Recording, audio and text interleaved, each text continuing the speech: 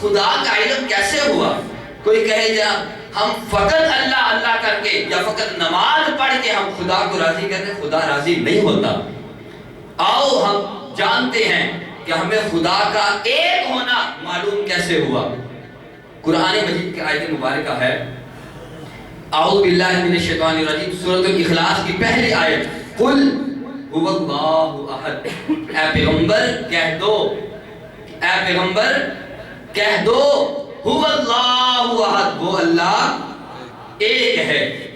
باری تعالیٰ یہاں حضرت شیخ الاسلام ڈاکٹر محمد طاہر القادری مدد اللہ العالی بڑا خوبصورت نقطہ عرض کرتے ہیں کہ جو کہتے ہیں ہم فقط خدا خدا کر کے خدا کو پا لیں گے، فرمایا لوگوں قرآن کو پڑھو کہ ہمیں خدا کا علم کس کے ذریعے ہوا، ہمیں خدا کا خدا ہونا پتہ کس سے چلا۔ قرآن مجید کی آیت قل، اے پیغمبر کہہ دو، کس کو؟ قرآن کس پر نازل ہوا؟ آقا کی ذات مبارک پر، آقا کی ذات طیبہ پر نازل ہوا، تو کس کو کہا جا رہا ہے؟ قل کہہ دو، میرے آقا کو کہا جا رہا ہے، مصطفیٰ کو کہا جا رہا ہے، یا پیغمبر آپ کہہ دو هو اللہ احد، وہ اللہ ایک ہے۔ باری تعالیٰ تو وحدہ لا شریک ہے، تو علی کل شیء قدیر ہے، تو قادر مطلق ہے، تو ہر بندے کی شاہ رگ سے زیادہ قریب ہے۔ رب انی فإنی قریب، تو شاہ رگ سے زیادہ قریب ہے، تیری بات ہے، تیرا پیغام ہے، تیرا میسج ہے، تو خود پہنچا دے کہ میں ایک ہوں، انا اللہ احد۔ باری تعالیٰ تو نے بیچ میں ذریعہ کیوں بنایا، تو نے واسطہ کیوں بنایا؟ رب کائنات فرماتا ہے کہ میری شان نہیں کہ میں ہر بشر و ناقص سے بات کروں۔ رب فرماتا ہے میرا طریقہ یہ ہے، جب میں اپنی بات کسی بندے تک پہنچانا چاہتا ہوں تو درمیان میں وسیلہ بنا لیتا ہوں۔ جب میرا طریقہ یہ ہے، جب میں اپنا پیغام اپنے بندوں تک پہنچانا چاہتا ہوں تو درمیان میں ذریعہ بنا لیتا ہوں۔ تو میں نے ذریعہ اپنا پیغام بندوں تک پہنچانے کے لیے اپنے مصطفیٰ کو چنا ہے، اپنے مصطفیٰ کو چنا ہے۔ تو باری تعالیٰ تو ہر کسی سے بات کیوں نہیں کرتا؟ اور میں جس سے بات کر لوں وہ نبی ہو جاتا ہے۔ رب جس سے بات کرے ہر بشر و ناقص سے بات نہیں کرتا، جس سے رب بات کرے وہ نبی ہو جاتا ہے۔ تو باری تعالیٰ نے ہمیں اپنا خدا ہونا بھی مصطفیٰ کے ذریعے سے بتلایا کہ قل، اے پیغمبر آپ کہہ دو هو اللہ احد۔ تو بابا جی بکار 40 سال کے بعد میرے آقا نے اعلان نبوت کیا، 40 سال تک میرے آقا نے نبوت کا اعلان بولے نہیں کیا، انتظار میں رکھا۔ 40 سال شب و روز خلوت و جلوت، آپ کا اٹھنا، آپ کا بیٹھنا، آپ کا سونا، آپ کا جاگنا، آپ کی تجارت، آپ کا لینا دینا، آپ کی صبح، آپ کی شام، آپ کی لیل، آپ کی نہار، 40 سال تک کفار کے اندر رہی۔ 40 سال کا عرصہ گزر گیا، توجہ، 40 سال کا عرصہ گزر گیا، میرے آقا نے کوہ صفا کی بلند و بالا چوٹی پر جا کر کہا قولوا لا الہ الا اللہ تفلحون۔ کفار کو بلایا، وڈیروں کو بلایا، جاگیرداروں کو بلایا، اور آ کر پیغام یہ دیا، فرمایا کہ اگر میں تمہیں کہوں کہ اس پہاڑ کے پیچھے سے لشکر آ رہا ہے، اب یہ دوسری دلیل ہے کہ ہم خدا کو کس طرح مانتے ہیں۔ پہلا ذریعہ قرآن سے کہ ہم نے خدا کو مصطفیٰ کے ذریعے سے مانا، قل هو اللہ احد۔ اب دوسری دلیل یہ کوئی پوچھ سکتا ہے کہ خدا کو دیکھا نہیں، خدا کو جانا نہیں، پہچانا نہیں، تو کیسے مانتے چلے آ رہے ہو؟ کوہ صفا کی پہاڑی ہے، میرے آقا علیہ السلام نے کفار سے کہا، فرمایا اگر میں کہوں کہ اس پہاڑ کے پیچھے سے لشکر آ رہا ہے تو کیا میرے کہنے پر اس لشکر کو مان لو گے؟ تو سب نے فرمایا ہاں ہم مان لیں گے۔ میرا آقا نے پوچھا کیوں مان لو گے؟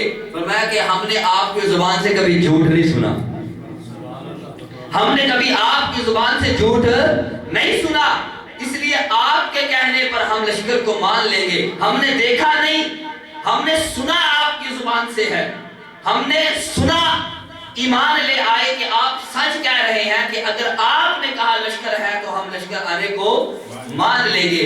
تو میرے آقا نے فرمایا جس طرح تم نے میرے کہنے پر بن دیکھے اس لشکر کا آنا مانا، تو اسی طرح میرے کہنے پر بن دیکھے خدا کو ایک مان جاؤ۔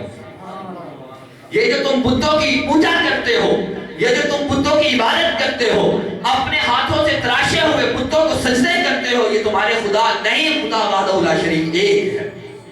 میرا آقا نے جب یہ کہا تو وہی کفار آپ کو صادق و امین کہنے والے آپ کے مخالف ہو گئے، آپ کے مخالف ہوئے، جنہوں نے کلمہ پڑھا ابو بکر صدیق ہوئے، کلمہ نہ پڑھنے والے ابو جہل ابو لہب ہو گئے۔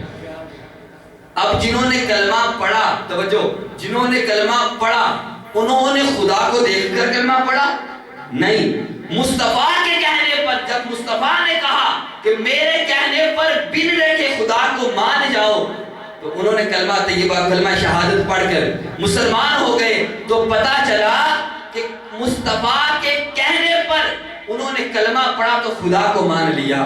ڈائریکٹ خدا کو جانا کسی نے نہ تھا، خدا کو پہچانا کسی نے نہ تھا، خدا تک تو رسائی کسی کی نہ تھی، رسائی تو فقط مصطفیٰ کی تھی، خدا کی ساتھ رسائی فقط مصطفیٰ کی تھی۔ ہاں اگر کوئی یہ کہے کہ جناب والا ہم نے قرآن کو پڑھ کر خدا کو یہ مانا ہے، خدا پر یقین لے آئے، خدا کے سامنے ہم سجدہ کرتے ہیں، خدا کے سامنے، تو یہ بات بھی توجہ میں ذہن میں رکھیں، قرآن بھی ہمیں مصطفیٰ کے صدقے سے ملا ہے۔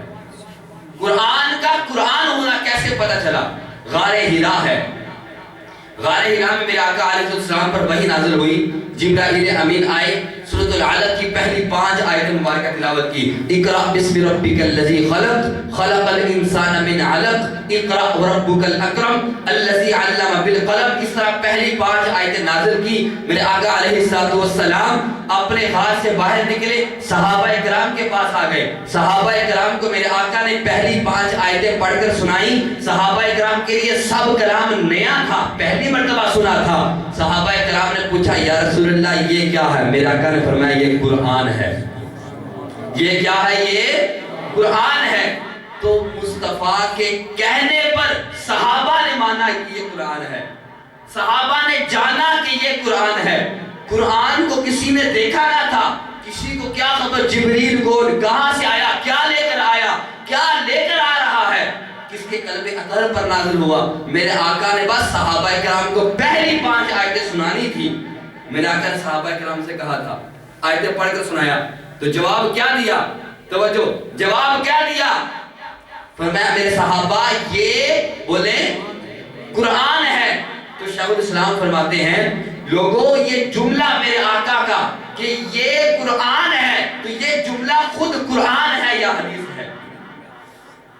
یہ جملہ میرے آقا کا فرمانا کہ میرے صحابہ یہ قرآن ہے، تو یہ جملہ خود قرآن ہے یا حدیث ہے؟ یہ جملہ خود حدیث مبارکہ ہے۔ کیوں؟ وہ اس لیے جو جملہ، جو کلمہ، جو الفاظ میرے آقا نے اپنی زبان مبارک سے کہہ دیے وہ حدیث ہو جاتی ہے۔